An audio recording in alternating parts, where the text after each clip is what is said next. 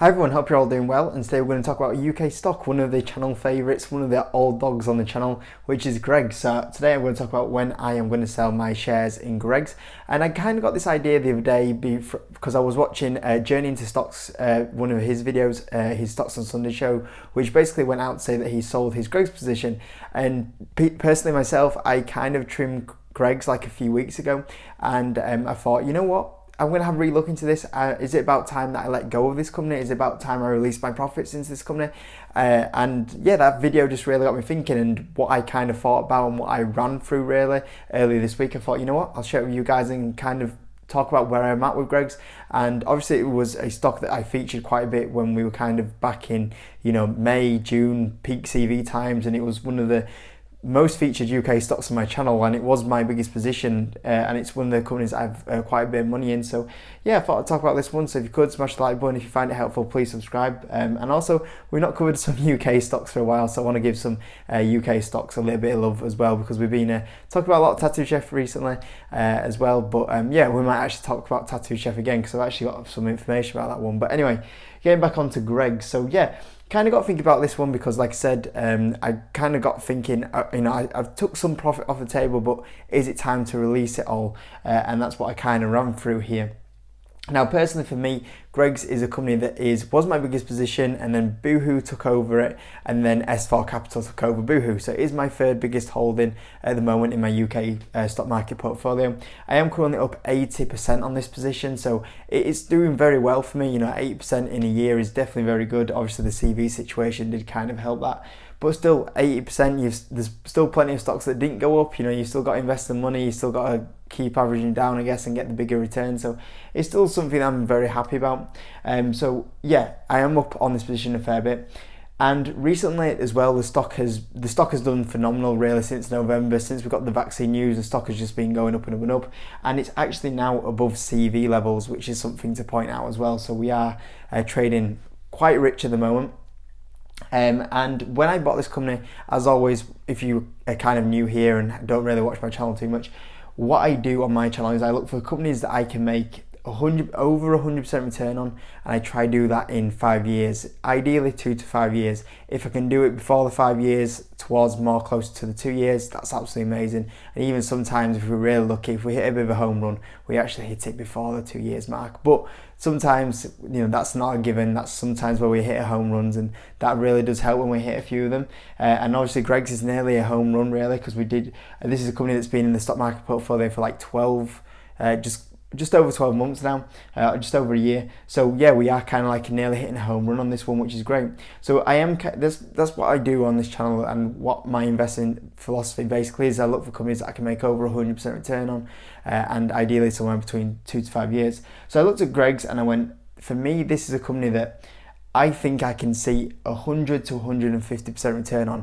And what I do normally when I actually go buy a lot of these companies like Greggs, I actually have a bit of a book, which I thought I had I actually have it right next to me, because I took a few notes for this video.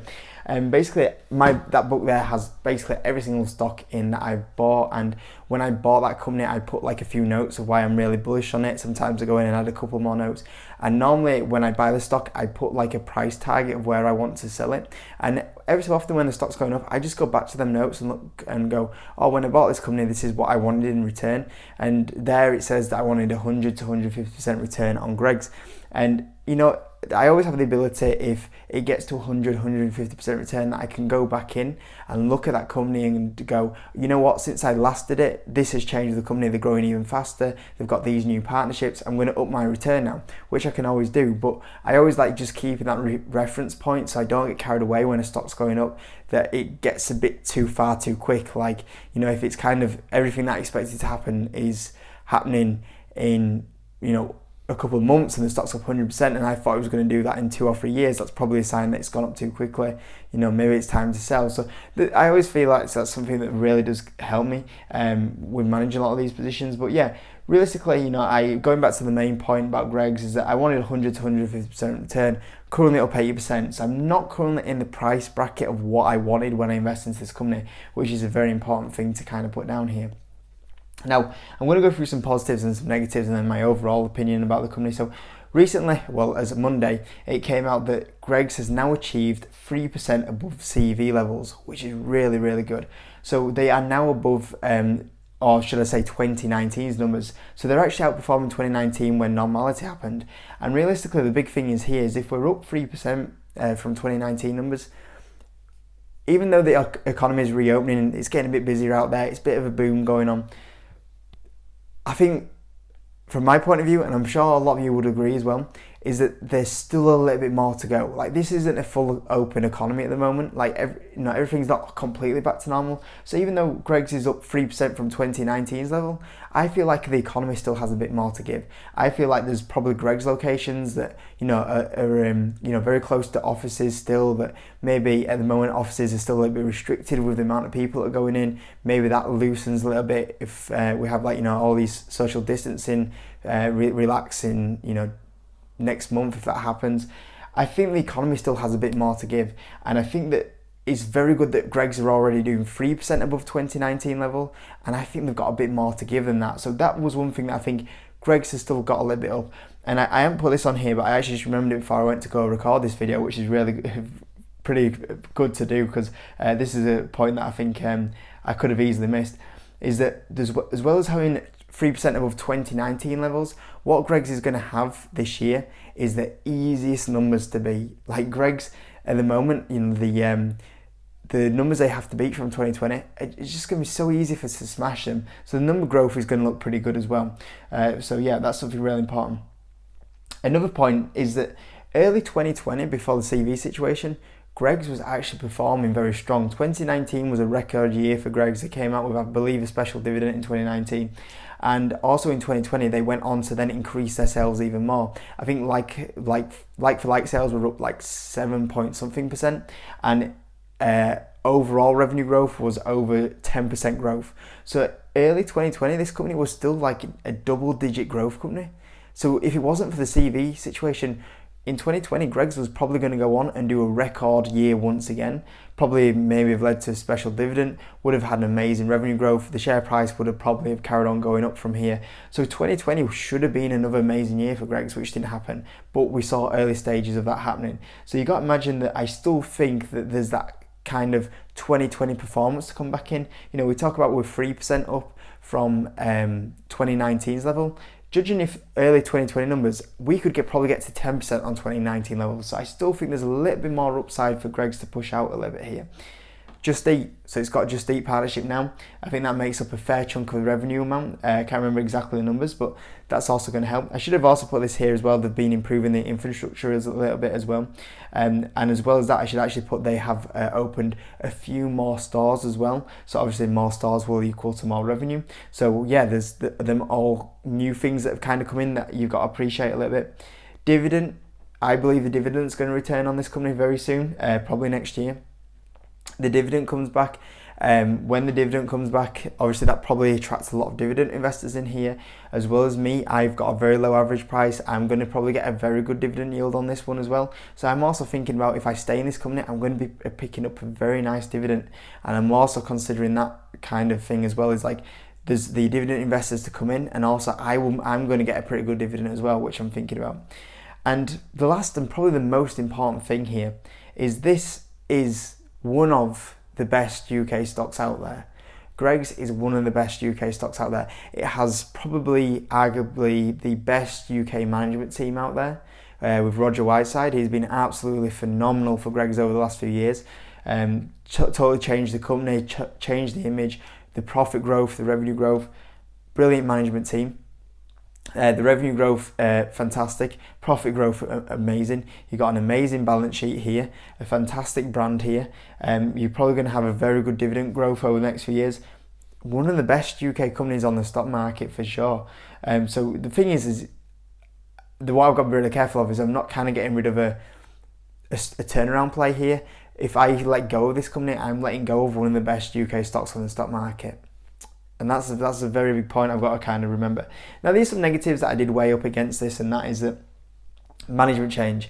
I believe, and it's pretty much confirmed, that there will be a management change, probably not this year, next year. So it looks like Roger Whiteside will be stepping away from Greggs, which I am gutted about, because he's kind of like 25% of the reason why I am in this company, because it's such an amazing management team. And that kind of little thing of like, don't get me wrong, it's a good brand, someone else might come in and just do a good job, but you never know. There's so many times where you've seen such a good management team that it's very hard to replace what's there. And that kind of makes me nervous. So I am kind of considering that I do expect a management team change within the next 12, 24 months, which is probably something that I'm kind of considering. Next up, growth will slow. Now, at the moment, like I said earlier, we're still getting growth. It looks like 2020 growth was strong. I think that you've still got a lot of recovery through 2021. I think you'll still have very good numbers in 2022. My question then comes to 2023, when 2022 will be, my game plan, what I've always said with you on this channel with Greg's, is that 2020 was a year of just getting back to break even.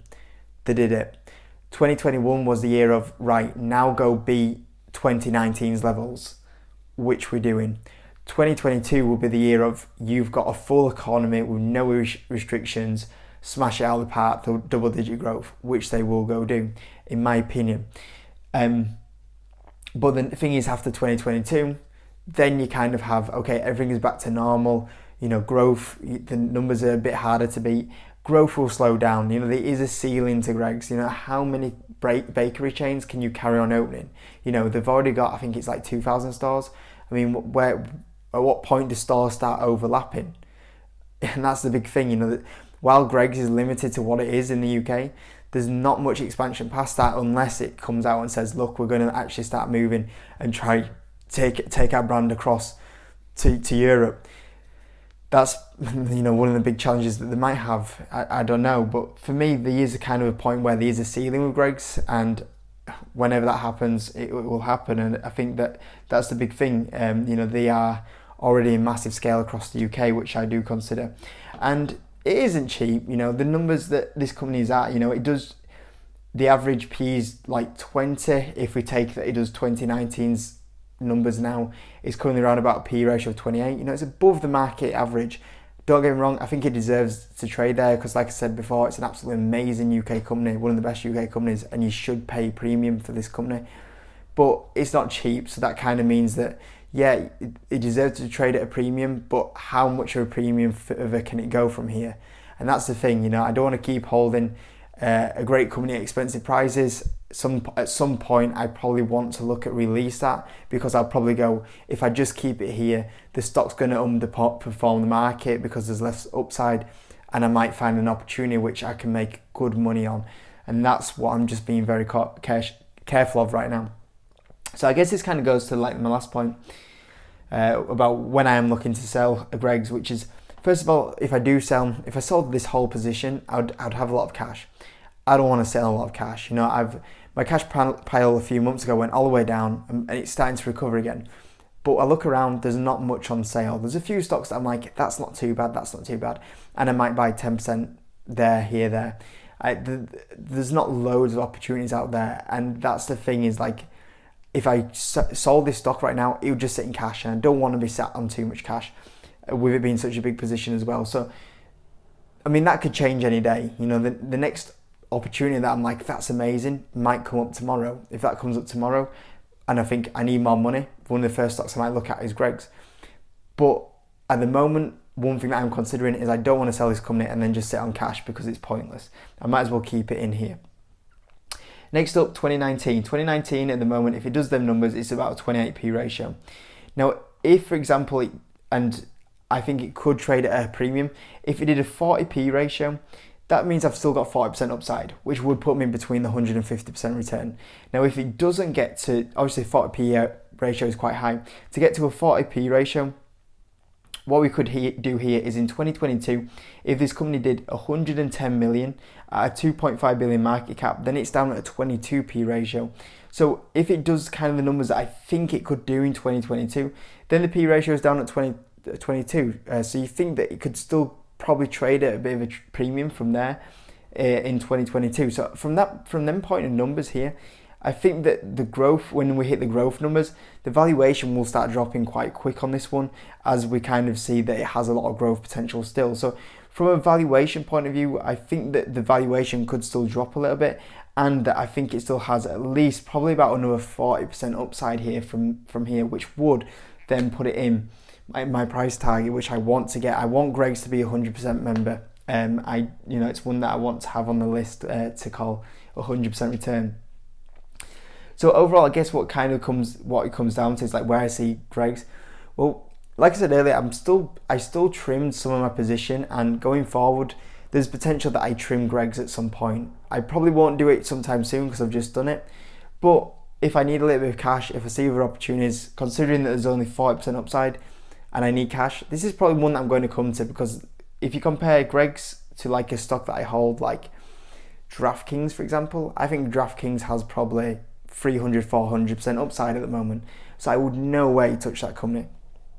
Greggs, 40% upside. So I'm like, this is probably one that I would dip into a little bit. But like I said, I still think that it's got a lot more growth.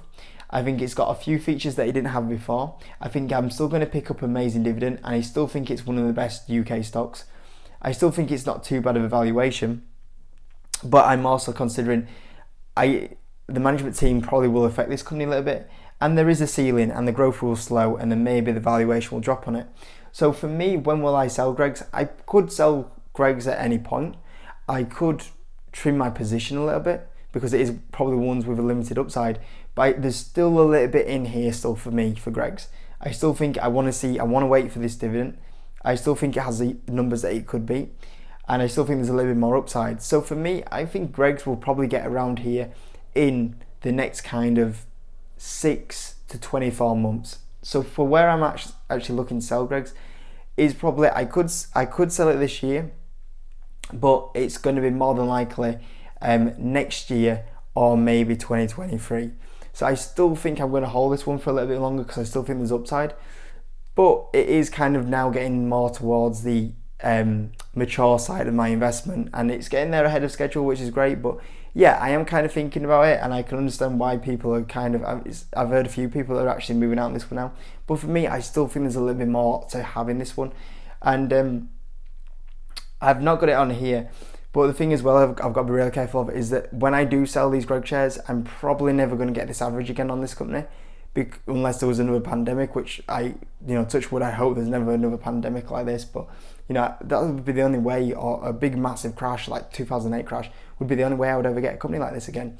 So I've also got to consider that. So yeah, hopefully that kind of clears it up, that I am thinking about it, but I'm not just quite there yet. Maybe another 6, 12, 24 months, I will be getting a bit closer to it. But yeah, hope that video was useful anyway. You could smash the like button, that would be amazing. Let me know when you're thinking about selling Greg shares if you do have them. But yeah, thanks for watching, and I'll see you next video.